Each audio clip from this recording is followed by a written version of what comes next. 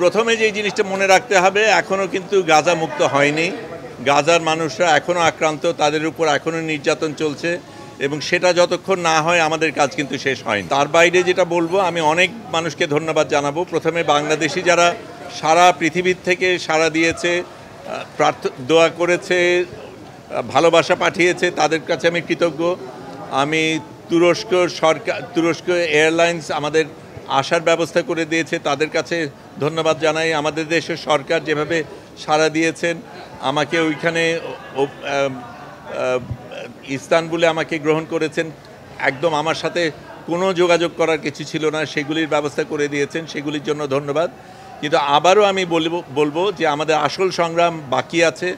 যতক্ষণ ফিলিস্তিন মুক্ত না হবে ততক্ষণ আমাদের সংগ্রাম চলতে হবে। অনেকে যেতে পারিনি, অনেকে আমার সাথে যোগাযোগ করেছিল, তারা যেতে চেয়েছে। আমি মনে করি আরও হাজার এরকম ফ্লোটিলা যাওয়া দরকার এবং যতক্ষণ না ফিলিস্তিন মুক্ত না হবে আমাদের এই সংগ্রাম চালিয়ে যেতে। কঠিন তো অনেকগুলি জিনিস, এটা ঠিক আমাদের উপর নির্যাতন গেছে, কঠিন সময় গেছে, কিন্তু গাজাবাসীদের উপর যা হয় তার তুলনায় আমাদেরটা কিচ্ছু না। যেই জিনিসগুলি হয়েছে সেটা প্রথমে আমাদের একেবারে শুরু থেকেই যেই জিনিসগুলি ছিল, একেবারে প্রস্তুতির দিক থেকে অনেকগুলি সতর্কতার ব্যাপার ছিল, নিরাপত্তার ব্যাপার ছিল, অনেক কিছু আপনারা জানতে চেয়েছেন, আপনাদের জানানো যায়নি নিরাপত্তার কারণে, কিন্তু আমাদের একটা স্ট্র্যাটেজিক্যালি চলতে হয়েছে।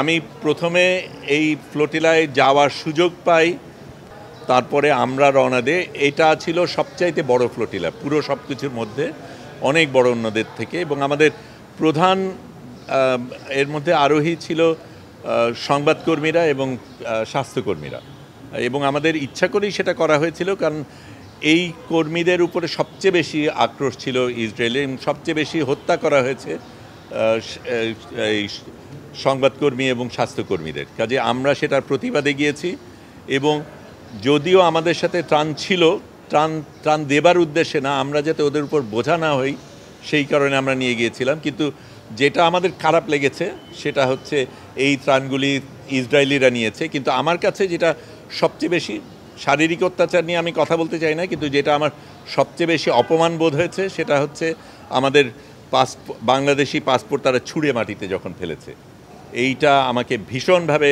আক্রান্ত করেছে। এবং এই অপমান বোধের এটার জন্য আমাদের বিচার আদায় করে নিতে হবে এবং কোনো দেশ আমাদের সাথে এইভাবে আচরণ করে পার পেয়ে যাবে সেটা যাতে না হয় আমাদের দেখতে হবে।